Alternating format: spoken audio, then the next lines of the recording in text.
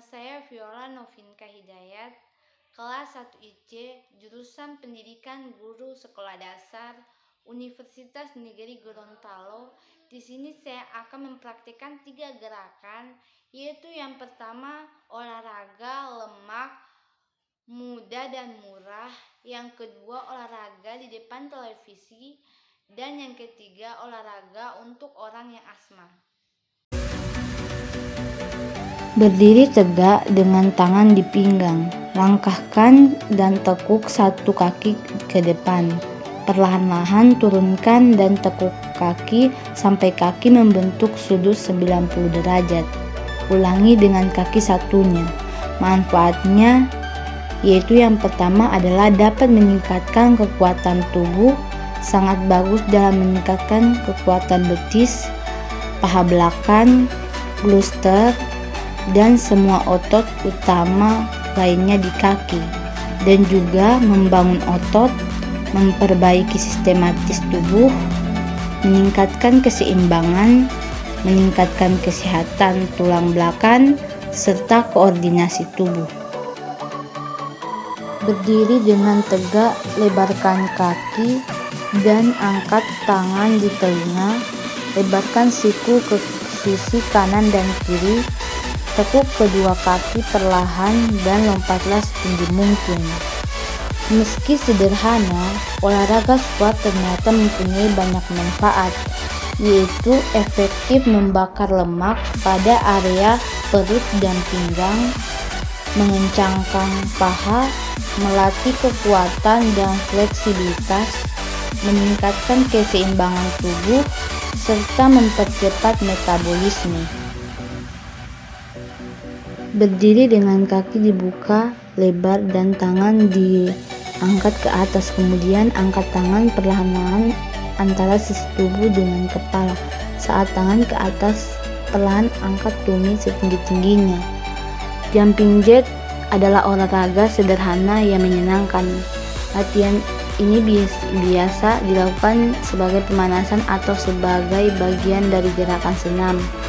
Latihan ini juga akan membantu melatih bagian jantung, paru-paru, dan otot secara bersamaan.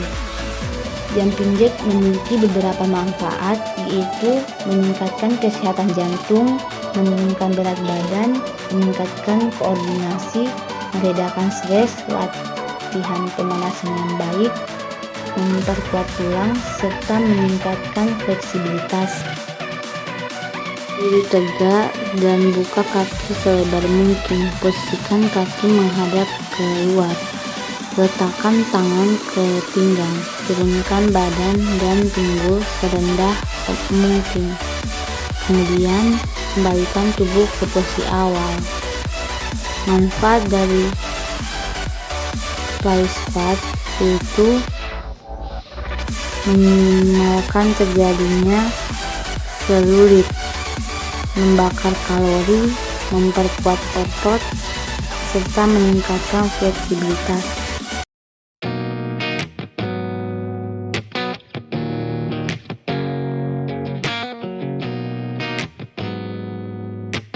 Pada gerakan ini 20 kali cold start, kencangkan tubuh, punggung lurus, tekuk kaki sampai bokong sedikit menyentuh dudukan sofa, kencangkan otot bokong sampai berdiri kembali.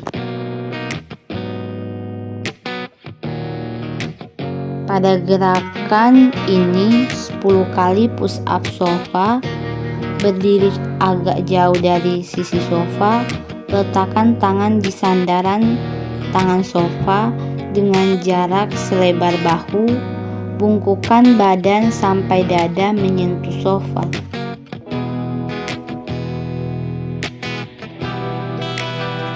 Pada gerakan ini 20 kali jinjit, mulai dengan posisi kaki sejajar di lantai, angkat tumit, jaga jari-jari menempel di lantai, tubuh lurus, tidak condong ke depan.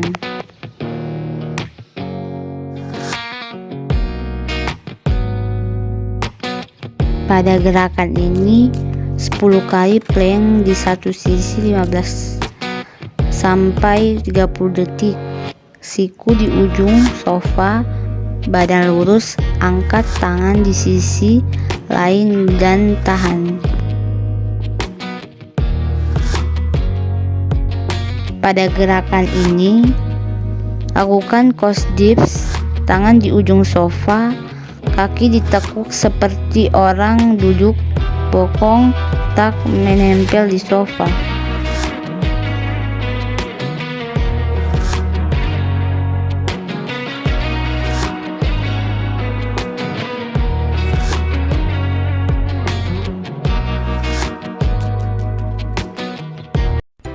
Asma adalah kelainan atau penyakit jangka panjang atau kronis pada saluran pernafasan yang ditandai dengan peradangan dan penyempitan saluran nafas yang menimbulkan sesak atau sulit bernafas. Gejala-gejala yang sering kita dapati antara lain sering batuk terutama pada malam hari, sulit bernafas atau sesak nafas, merasa cepat lelah atau lemah saat berolahraga, mengi atau suara nafas berbunyi ngik-ngik, tanda-tanda flu atau alergi seperti bersin, sakit tenggorokan, dan sakit kepala, dan sulit tidur. Jika terdapat gejala-gejala tersebut, kenali sebagai tanda-tanda peringatan dini asma. Berikut adalah beberapa hal yang dapat memicu terjadinya gejala penyakit asma ialah infeksi, terutama yang berhubungan dengan saluran nafas atas seperti flu, bulu binatang, asap rokok atau polusi udara, obat-obatan misalnya obat pereda sakit antiinflamasi non-steroid seperti aspirin dan ibuprofen, emosi berlebihan atau stres, alergi makanan, cuaca termasuk perubahan suhu udara dingin dan lembab, kondisi dalam ruangan yang lembab atau berdebu, dan olahraga atau capek fisik. Begitu pemicu sudah diketahui, usahakan untuk menghindarinya agar dapat mengontrol gejala asma. Kenali dan hindari adalah kata kunci agar asma tetap terkontrol. Jangan cemas dengan kondisi ini, karena asma merupakan penyakit yang dapat dikendalikan. Beberapa tips yang perlu Anda perhatikan antara lain, mengenali dan menghindari pemicu asma, mengikuti rencana penanganan asma yang dibuat bersama dokter, mengenali serangan asma dan melakukan langkah pengobatan yang tepat, menggunakan obat-obatan asma yang disarankan oleh dokter secara teratur, dan memonitor kondisi saluran nafas Anda. Ingat, asma tidak bisa sembuh tetapi bisa dikontrol. Asma bukan penyakit menular. Bebas dari asma untuk kinerja yang lebih baik. Pada gerakan ini, duduk sila secara tegak, tidak tegang, kedua telapak tangan diletakkan di atas paha dengan rileks dan tenang. Kaki kanan diletakkan di atas paha sebelah kiri, kemudian bernapaslah secara alami atau santai. Apabila Anda kesulitan dalam bernapas secara alami, maka bernapaslah dengan cara menarik napas secara perlahan-lahan hingga sedalam-dalamnya. Kemudian puncak napas Anda tahan selama 3 detik. Kemudian buang secara perlahan-lahan. Lakukan hal ini selama kurang lebih 10-15 menit.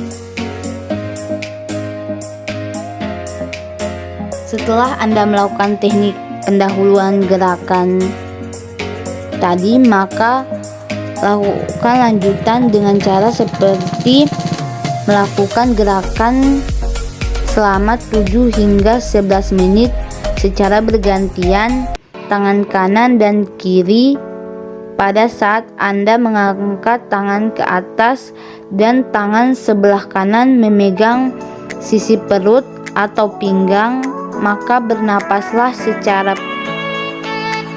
perlahan-lahan hingga pada ujung napas dan gerakan Anda menekan gerakan yang menarik sisa napas tersisa secara serentak sampai terasa di bagian pinggang dan dada saling tarik-menarik. Lakukan ini secara bergantian.